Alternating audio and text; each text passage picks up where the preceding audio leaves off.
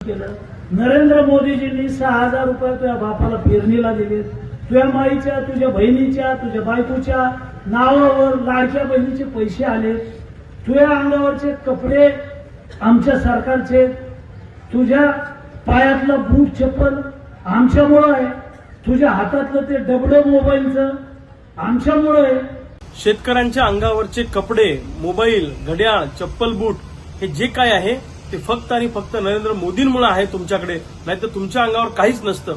अशा पद्धतीचं वक्तव्य करून बबनराव लोणीकरांनी स्वतःच्या विकृत आणि भिकारी प्रवृत्तीचं दर्शन या ठिकाणी घडवलेलं आहे। बबनराव लोणीकर हा स्वतः भिकारी प्रवृत्तीचा माणूस आहे।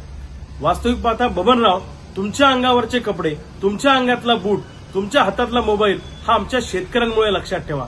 तुम्ही जे सभागृहात गेले ते आमच्या शेतकऱ्यांमुळे गेलेले आहेत।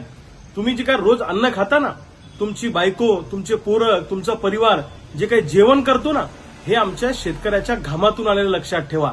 तुम्ही काय उपकाराची भाषा करता? आम्ही शेतकरी भिकारी नाही, आम्ही देशाला पोसणारे लोक आहोत, लक्षात ठेवा। शेतकऱ्यांचा अपमान करण्याचा कुठलाही नैतिक अधिकार तुम्हाला नाहीये, परंतु सत्तेचा माज आणि पैशाची मस्ती बबनराव लोणीकरांना आलेली आहे आणि मुळातच सत्ताधाऱ्यांच्या विकृत मनोवृत्तीचं दर्शन बबनराव लोणीकरांच्या वक्तव्यातून दिसत आहे। शेतकऱ्यांची माफी बबनराव लोणीकरांनी मागितली पाहिजे आणि इथून पुढे जर का बबनराव तुम्ही अशा पद्धतीचं वक्तव्य करून शेतकऱ्यांचा अपमान कराल तर तुम्ही लोणीकर आहात, पण मी तुपकर आहे, लक्षात ठेवा। महाराष्ट्रात इथून पुढे तुमचा कुठलाही कार्यक्रम गावगाड्यातला शेतकरी होऊ देणार नाही। मी महाराष्ट्रातल्या शेतकऱ्यांना विनंती करतो की बबनराव लोणीकर जिथं दिसल तिथं बुटाड्याने हाणा आणि अशा पद्धतीचं वक्तव्य सत्तेतल्या कोणत्याही नेत्याची करण्याची हिंमत इथून पुढे होता कामा नये।